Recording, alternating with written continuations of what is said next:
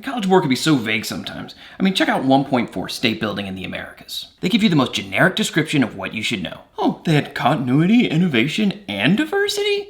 Thanks, College Board. And look, 6 illustrative examples. Mesa Verde? Wasn't that the bank from Better Call Saul? There has to be a better way. What if I told you there was one state system in the Americas in this period that covers every possible way the College Board could ask you about 1.4? This state system is one of the most unique and easy to remember empires in the entire course. A state system that appears in half of the units in AP World History. That would actually be very helpful, thank you. Well, you're in luck because today's illustrative example is Tawantinsuyu, also known as the Inca Empire.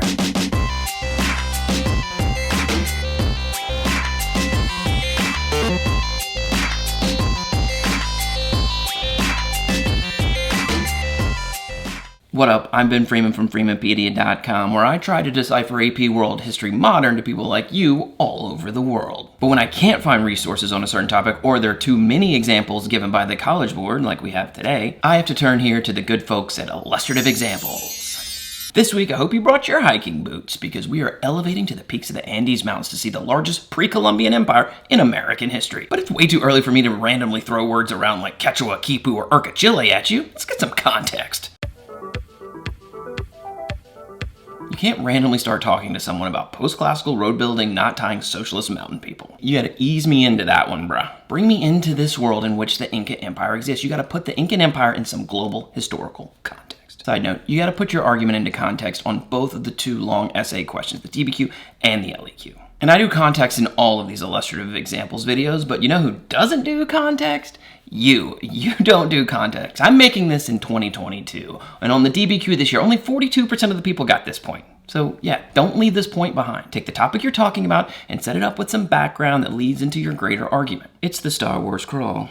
All of the Star Wars main films start with one of these plot devices. This eases you into the story while reminding you what's going on in the overall plot of the Star Wars universe, and then sends you off to the movie you're watching. You need to do this in your essays. Hook the reader by describing the broader historical context relevant to the topic of the question. Okay, 1 minute on the clock.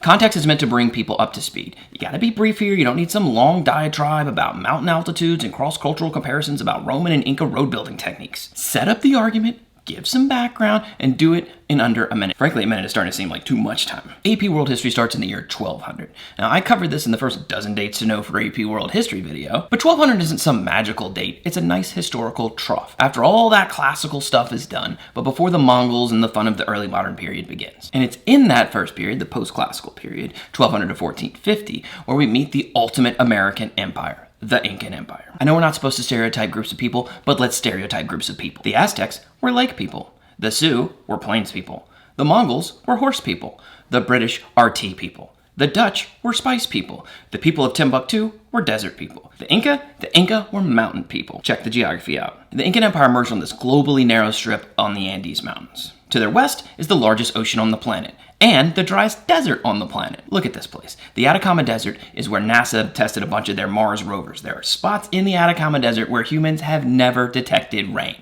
Ever. If you go to the east, you run into this, the largest jungle in the world. So look out your westward window and you see this. Walk across the house and look out the east side window and you see this. And your house itself is in these mountains. The Incan Empire was 2% arable. No horses, no oxen, all work was done by humans. Need to plow a field? You're gonna have to get you and your Inca buddies out and do it yourselves. What about an irrigation ditch? Same thing. How about a little terraforming for some terrace farms? Assemble your crew, it's just you and some shovels. Now, the Incas aren't the first civilization in this region. Groups like the Moche and the Nazca had long since come and gone. More recently, groups like the Wari and Tiahuanaco had ruled empires along the Andes Mountains. But it was that Wari culture that played the biggest role in influencing the Inca. The Wari connected large parts of their empire and the cities within their empire via a road system. But around 1000 CE, the Wari abandoned their cities for unknown reasons, probably environmental or something.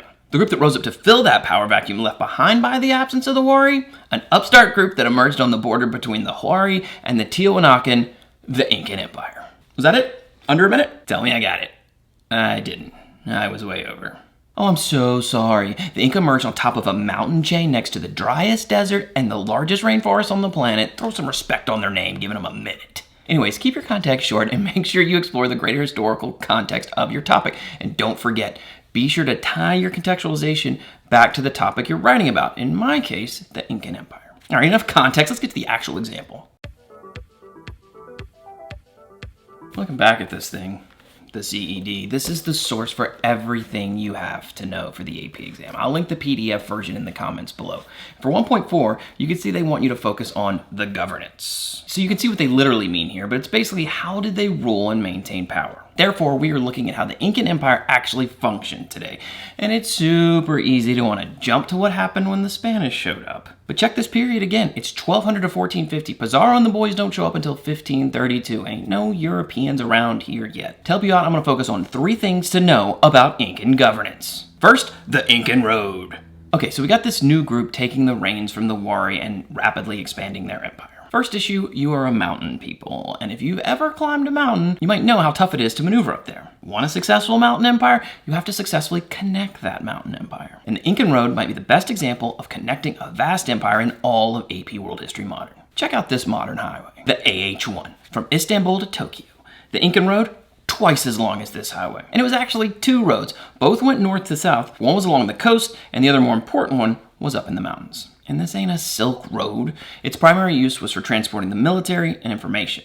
Stuff was traded along the road, but don't expect huge caravanserais posted up in the mountains for the benefit of massive trade caravans. Once you joined or were conquered by the Inca, they set up huge storehouses near this new territory to supply the new areas and extended the Incan Road to connect them to the greater empire. The Incan Road is probably the greatest distinguishing characteristic of the Incan Empire and one of the most important ways the Incas maintained governance over such a large area. But there are 2 more things to know. Second, the MEDA system.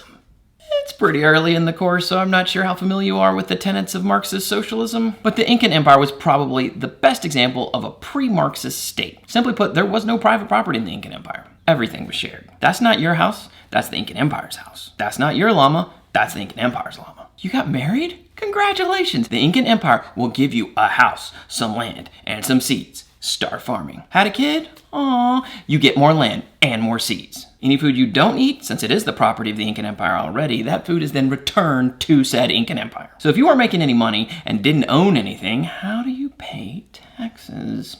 This is the second most distinguishing characteristic of the Incan Empire, the MEDA system. MEDA literally means turn. So for certain times of the year, every able-bodied male from age 15 to 50 would be required to take their turn, or MEDA, and work construction or agriculture or in the military. And since you aren't farming massive fields for profit, most Incans only spend around 2 months farming for themselves. Basically, Incan farmers work the inverse of the American school year, what you do. 2 months farming, the other 10 months, you got some time on your hands. Therefore, it's your turn for building or farming or fighting. Incan Road was massive and worked to the benefit of all the Incans. So you may be out there building bridges or laying stones to improve the road. You might be building fortifications or even more storehouses along that road. You could even be doing more farming or mining depending on whatever the state needed. Now the MEDA system itself is great for AP World History specifically because it doesn't stop when the Incan fall to the Spanish. The Spanish take the MEDA, co-opt it, and use it for their own means. That means if you didn't die from smallpox like 90% of the Inca did, your turn could mean working in the Potosi silver mine or farming cash crops for export back to Europe. Many Incas will flee to avoid the Spanish MEDA, which in the next period will develop into a system known as the Encomienda system in Unit 4. So the Incan Empire had no private property and all able-bodied men were taking their turn in the MEDA system. This was yet another way that the governance of the Incan Empire centralized its authority. Third, Quipu. Remember the Star Wars crawl a minute ago? Back in the contextualization bit? Those like knotted ropes that were on the screen? Those are called Quipu, which in the Incan language of Quechua means knots. Pretty clever, right? I know. Anyways, another way to administer your governance as an empire is through written records, and the Inca had a pretty unique system. Quipu Kumayaks, the Quipu accountants, would create and decipher these knots. They kept track of the MEDA, economic output, and even worked as a census. It was even said that these Quipu Kumayaks could read the Quipu with their eyes closed. Now, the Spanish show up in Unit 4 and ruin everything, but more specifically for us, they see these Quipus as idolatrous, and this was due to the fact that the Quipus were actually used to keep records of the offerings to their gods, which wasn't the Christian god, so Spain angry. Therefore, there are less than 1,000 Quipus known to exist today. Now, is there more amazing things to know about the Inca? Of course there is. Like, this was their flag. Pretty amazing. Oh, and their greatest ruler, Pachacuti, was a conquering poet warrior. Not to mention they had the greatest god in the history of religion. That's right, Urca Chile, the Incan herder god who was a llama who watched over their flocks. So great. But if you know those 3, the road, the MEDA, and the Quipus, you should be fine. All right, enough talk about the Incas. Let's talk about the exam.